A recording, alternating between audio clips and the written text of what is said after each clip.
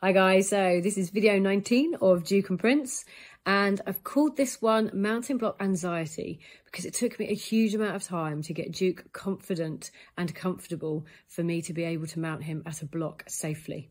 So it's a long video, but there's lots of useful tips and ideas. And right at the end, we've got Duke at his first little show. So it's really nice to share that we've got through all of this, but also me mounting him in a new environment. So at his first show where there's lots going on, how I managed it, how I dealt with it. And I just thought that'd be really nice to share. And obviously Little Prince, who's always a star. So I hope you enjoy, guys.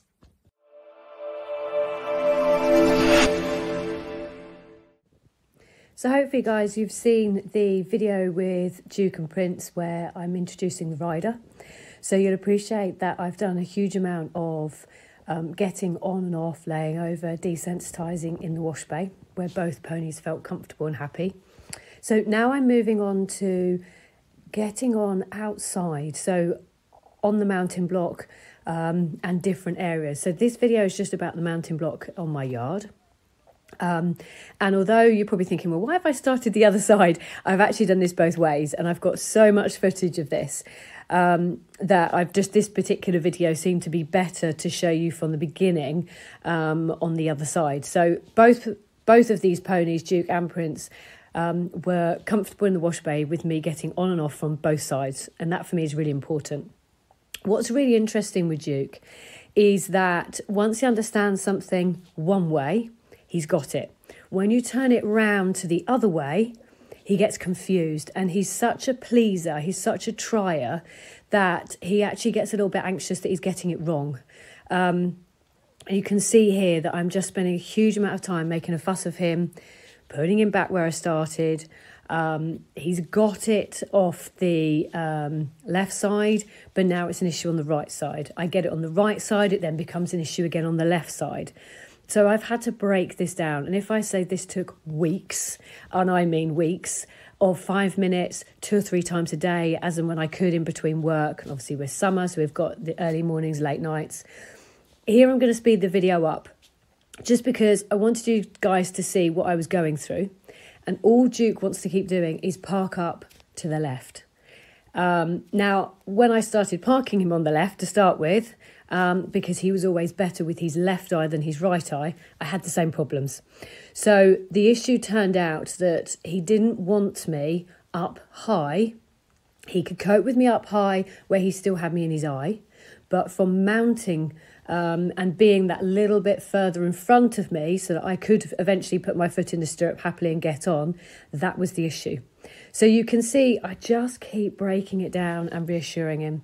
So he'll park next to the block, no problem at all.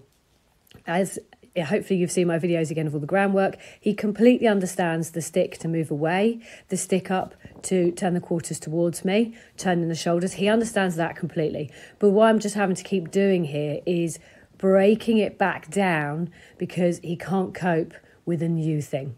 So you can see he's happier when I'm crouched on the block, but not when I stand up. Now, again, in the wash bay, which was his safe zone, he was very happy with me climbing up high. But a new environment with more things to look at and being more open was an issue. So again, I've got little Smudgy, my Cocker Spaniel, joining in. And actually, it's good to have her around because I think I've done a lot of work with these ponies with Smudge around. And they all seem to get on very well. And in some respects, she's quite calming. There are other specs, as you'll see later, where she's bouncing around on the bales and frightening them. But it's all just good practice. So you can just see here, I'm just having to break it back down. I've put my stick across. So he understands that that means the quarters come towards me. But what Duke does is he almost shuts down.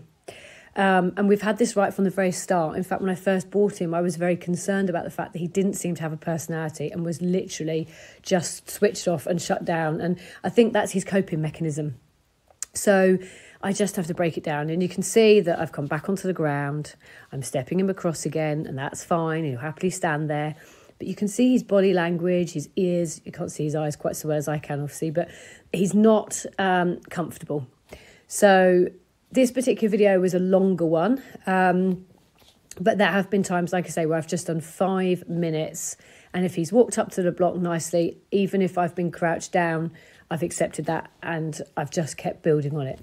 There has been days where I've had to go completely back to basics, into the middle of the yard again, working on my in-hand cues of stepping sideways, quarters towards me, making a fuss of him, lowering his head, putting him back in the stable, coming back out a couple of hours later, or back in the field. But you can see it's not really about me laying over or getting on, but equally, as I've got older and I've backed a lot of horses, you just don't take the risk.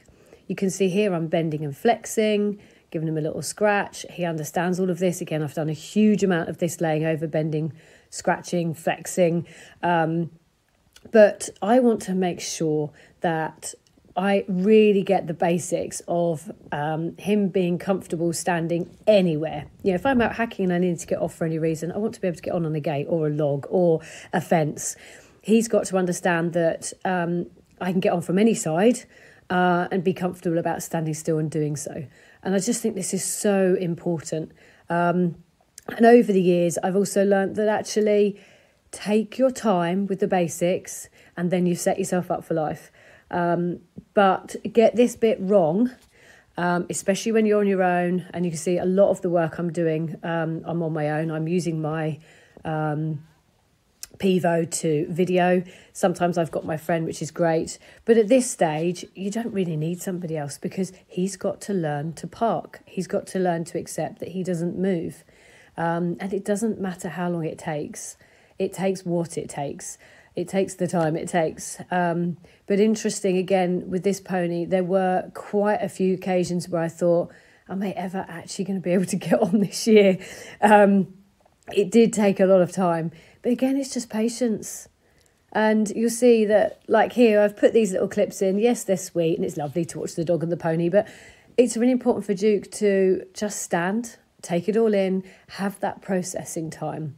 And having Smudge around and making a fuss of her, and then making a fuss of him, hopefully he then feels more settled. There's another animal that's comfortable in that environment, so hopefully that helps him. And I think, you know, you'll see through the videos that I've done, I do think it has really helped. But he's not being difficult, he's not being naughty.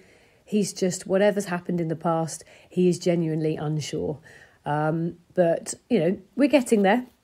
And I think with this particular video, it really shows up the huge amount of time and patience I've had to put in, and the times where I've just thought, oh my God, am I ever going to come out the other side? At no point did Duke do anything wrong. He never lifted his back. He never panicked. But I never put him in that situation. And again, through the years when I've backed ponies, I've lunged them into the ground first to make sure they're extra tired before I try and get on. You know, you get on when they're not quite in the right place at the block, but you accept it. And, you know, I've been lucky, but the more I've learned, the more I've appreciated that actually it just takes time. And if you've got the right tools and the time and patience to do it, it really does pay off. So here is another video, different clip. Again, it's the same side, but guys, I did do both sides. And all I'm asking him here with the stick around the girth area is to walk on. So I did a lot of walking him up to the block, backing him up, walking him on, backing him up, stepping him right, stepping him left. So again, at any time, I can put him wherever I want to. And if some of you have seen the videos with the mare I sadly lost that I'd had from a yearling, I could walk up to any area, any mountain block, log, gate, click one hand and she'd step right, click the other hand, she'd step left. And it's so easy to teach, but it's so useful. And again, here you can see I'm making a fuss.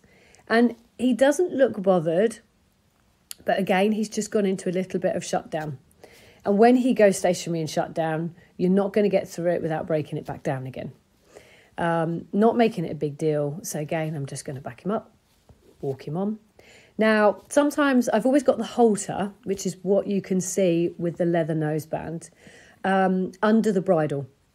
Sometimes I might just have the reins, but actually it turned out, depending on where these videos are and where I was in the training with him, majority of the time I've got the lead rope attached to the halter. And when I start getting on, I still have the lead rope. So I could do my bending and flexing off the reins, because he's obviously done a huge amount of that before I've even attempted to get on, so he understands. But the rope is just to give me that little bit more confidence that I can give him a tug if I need to, but I'm not pulling his mouth. And again here you can see I've just put my leg over, I've walked him on, I've backed him up, I'm standing up high, and he's looking up at me. Again, some people would read this that he's just being a little bit stubborn and not going forward, but it's not, it's his shutdown. But there, he's high in his head carriage, his eyes a little bit wide, but he did walk forward. So I'm going to make a fuss by coming back down. Here you can see I'm asking him to move his quarters. And I think I've sped the video up a little bit here. And again, he's just not sure.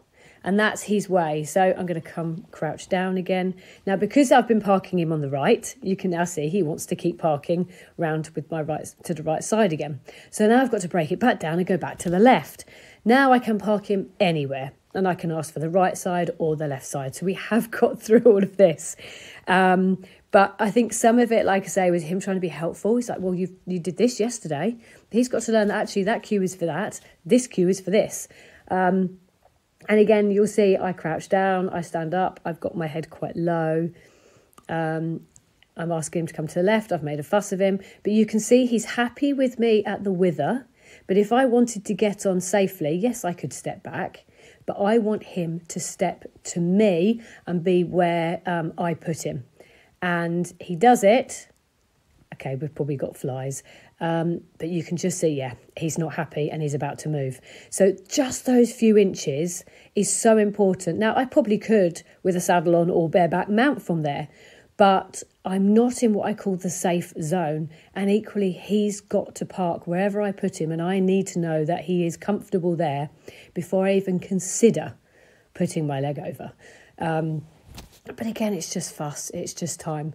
And this video is long and I've tried to cut it down. But actually, I think it's really important that you guys see how long it took. Because we all have these moments. And so many people have issues with the mounting block. And horses standing still and fidgeting. And I think for years I accepted with Billy Whiz that he used to walk off. And that was my fault. That was my bad training because I was always in a rush. So I'd get on and go. So he learnt to get on and go. Yes, I could make him stop. I'd have to pull on the reins. I never taught him to park at the beginning. So here we're moving on to a different set of videos. Because Duke was unsure about me being up high, I've decided to take him into my hay and straw barn. And again, I've done a lot of this. So this is just brilliant because I can stand on different things. And I've always done this with my young horses. They need to be happy with you up high. This is probably not the best health and safety. We're standing on straw bales tied up. But it's just really useful. Again, we've got Smudge bouncing around. And he's used to coming into the barn. He has to come through the barn to go to the walker, to the arena. But having me walking around, having him, being able to move. So again, everything's in the halter, but I want him to just get used to the fact that it's fine. I can be at any height. I can move around.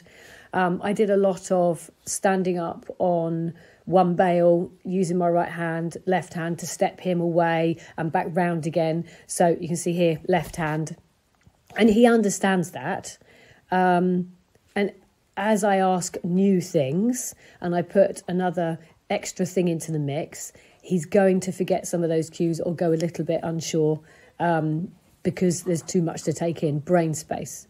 You can see here he's had a moment. Whoa, the dog's jumped up. I think there was a noise outside as well. So the car going past as well as the dog jumping up was too much to cope with. It was too much brain space. The dog or the car probably would have been fine. So here I'm just going to sit here for a minute, make a fuss of him. We have our own straw. We're very lucky, so it's nice and organic. So I do let them eat it. And in a way, it's just keeping his mouth moving and it settles him. So again, it's just time. And on a wet day, and we've had quite a few wet days, I've spent a lot of time in this barn. I've spent a lot of time, and there will be some more videos that I will put together where we're doing different, playing different sounds as well. Here's Smudgy sitting. So I, as you may know, have taught my animals to stop or sit off the whistle. So Smudge sits to the whistle, the horses stop to the whistle. And I think that's really important because it means you haven't got to touch their mouth when you're going through gates in the field. You've got to open a gate towards you, you whistle, they stop. But also when you get on, you can teach a young horse that whistle means stop, which means that as we breathe out as riders, we breathe out, we bear down, they learn the feel to the sound, and it just makes backing much easier. But you can see, look at his eye. He's eating, but he's very unsure. So again, guys, I did a lot of this. Some of the videos, obviously, I'm on my own. I don't always have help, so I haven't got everything videoed. But at no point did this horse panic and get very stressed, because I just didn't let it get to that stage. I'd break it back down again. I might just do 2 minutes. I might just sit on a bough and walk off again, and jump off and walk away and leave it there for the day. But I've just built up to it. And I just think the more I did, the better he got. And again, it's picking your moments. When we had really bad weather, because he had done a little bit of coming in here like this, he was quite happy to come in. So it was ideal. But it's just you've got to have the time when you start these things as well. I think that's what's really important. You can't start something with 5 minutes and then you've got a problem and you can't see it through. But again, me climbing up and down on the hay, moving my legs. We've got a rug this time, so we can't eat quite so much. But this is all just good. It's not the most health and safety, but me moving around, arms and legs. And you can see, I've obviously pushed this video quicker again, but he's accepting it. He's not sure about it. But it each time's getting easier. And I think I bang the tarpaulin and flap things. And obviously this pony also does a lot of agility, guys. Don't forget, he's done a lot of flag work, streamers, banners. And again, if you look onto some of my Facebook page, my YouTube channel, Sam Turner Dressage, you will see a lot of this. So all of this has paid off. But again, this is just perfect. Flapping things, letting him have a look. Occasionally he gets a munch of hay. I think I pick a little piece of hay for him in a minute and put it on top of the rug so that he thinks that this is a nice thing. There you go, a little bit of hay. Oh, yummy. Maybe it was worth it after all. Mum's not quite so scary. But being up high, doing a lot of this practice did make a big difference to me getting on again, and dealing with the mountain block. We've got some little clips here of me actually getting on and walking out. Now, I did have a friend because I thought that was really important. The first few times that you start walking them, we went back to the wash bay, which was his safe place. And what I've done, I always back mine bareback because I can feel more. It's less for them. They can feel us. And I just think it's much nicer. But when we first started the first few steps of walking, this pony definitely had never been sat on. He would plait his legs. He didn't know how to move with the weight of the rider. And you can see here he's fidgeting and moving around. But I think that's just because it feels weird. And even now I have to be very thoughtful of my weight because he's going to be really sensitive, which is lovely and what I want from a biomechanics point of view for me. Here you can see I'm rocking around with my legs. Now, again, if you've seen the videos, I've done a lot of this. There are horseflies starting to come out as well in this video. But this is really good. I'm really pleased with this because he's actually walking now in a straight line rather than trying to plait his legs and fall over. So when we first started, it was literally a case of jump on, walk 2 steps, stop, jump off, jump back on again, walk a step, stop, let him unplait his legs, let him work out that actually he could move with the weight on. And you'll see here again, I'm really passionate about the bending and flexing. So I want to know that when I get on, I can bend him left and bend him right. And I've got some submission. This is a safety thing. It's good to flex them. It's good to make sure that they feel confident they can do that. I was thoughtful about my seat bones. I'm thoughtful about my weight. So as I flex him, I try not to lean to unbalance him. And again, just lots of scratches, lots of fuss. You can see that, you can't see very well, but he's much happier. His ears are forward. He loves the fuss. Praising this pony, he'll give you anything. I thought I'd put in this because this is a few months down the line. and I'm really pleased with this. This is his first little show. It was a dress down dressage, but look here, tap, tap, over we go. Good's a good boy. New mounting block, not seen it before. Now I've got my rope attached to my halter under the bridle because I can pull on his noseband on the actual rope halter and not his mouth if he has a panic. This is his first show. He's been to this place a couple of nights before to have a little look round. I hired the arena to set him up as best I could. But here, look, I'm flexing him right, flexing him left before I even think about getting on. Now that's lovely. He stood beautiful and I'm really chuffed with this. And I thought it would be nice to put this in because I know we're very wobbly in our first walk trot test. We're not really ready, but I just wanted to get him out. It just proves that time and patience does pay off.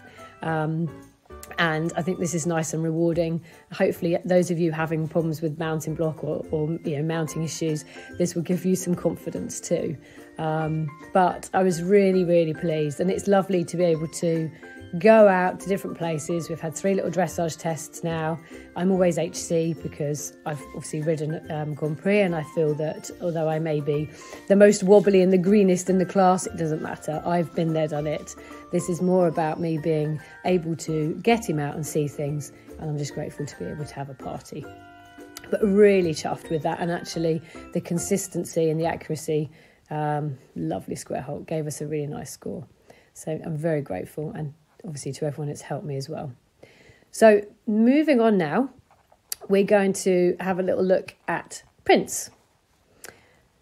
So Prince is completely different. So he's only 3, so I'm not really doing very much. We're just doing little bits of basics, but he's quite chilled. He's obviously had a much better start than Duke. He doesn't have any reason to be worried. So you can see here again on the videos of introducing the rider, I've already done the laying over, getting on.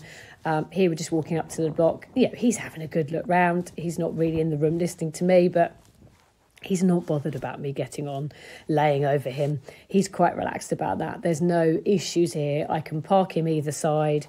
I can get on in the middle of the yard. I can get on in the stable. He's really not bothered at all. And it's interesting because I'm trying to have a little snack on the block there. He's actually quite confident, or comes across as quite confident. But as I start to ask more of him through the winter, I've had to be more thoughtful about really reassuring him. So it's going to be really fun to watch the videos coming up through the winter of how we manage him moving forward. Because in the summer he's nice and relaxed, and the winter is a little bit more unsure as he's getting older and stronger. But at no point, there's no nastiness. This pony is absolutely super, and he's going to be really good fun. And my God, does he move. I think he moves better than any of my cobs, which is very exciting. Just wish he would grow. But again, here you can see he's completely relaxed. I can put my leg over, rub him all over with my foot. Really pleased with this. He's checking out my hanging basket, cheeky pony. But again, our old-fashioned mounting block is really useful because it's quite a nice height. You can park them both sides. But again, I've had different blocks to get on in different places. But the more you can lay over, the more you can rub around, the more you can move your weight, jump on and off both sides. And I think I shall do this in a minute. The better and the easier it is. And God forbid we do fall off. You want them to be used to you getting on and off from both sides. So if something happened and they spooked and you slithered off the other side, you don't want them panicking. If they're used to you getting on and off. And I think another thing that I did a lot of, which I haven't videoed with both of these ponies, is I did a lot of getting on and off in the field. Somebody legging me up and then walking along and jumping off moving. So especially with Duke, he got used to the fact that if he's moving or he's circling and I jump off the other way, it's not a big deal. It didn't frighten him. And obviously we built up to that. Prince wasn't bothered. He really was quite relaxed about this. But again, just take your time. And you'll notice I've got the bit on, but again, I've got the rope halter. So I always make sure that my lead rope is the side that I am getting on and off. Obviously, I've got on from this side, so I'm going to jump off the other. But it just gives you a chance. If they do have a panic, you can pull them towards you. But also, it makes it safer. If they have a panic and kick out, you can pull the head in. And hopefully, you're safe with the back end. Here, I'm just getting on from the other side another day. And I've probably done this 3 or 4 times, literally just sitting on and then jumping off again. And I probably won't get on him again through the winter. I shall do my groundwork on my agility and I'll leave him. He's only 3. So we'll bring him back in next summer when he's 4 and do a little bit more again and just give him a chance to grow. Really pleased with this. I hope this video helps you all, guys. Thanks for watching, and if you've got this far, well done. So please subscribe if you haven't already. Remember, it's all free. Click on that bell. We've got lots more coming so we can let you know when the next videos are out. And like and share, guys. Lots of you watch and comment, which is really nice, and the emails, it's super. But do like and share so we can share this with lots of other people, and hopefully we can keep you all safe. Any questions, give me a shout, and any tips and ideas for me too, please share. It's really nice. So look forward to seeing you in the next video. Thanks very much.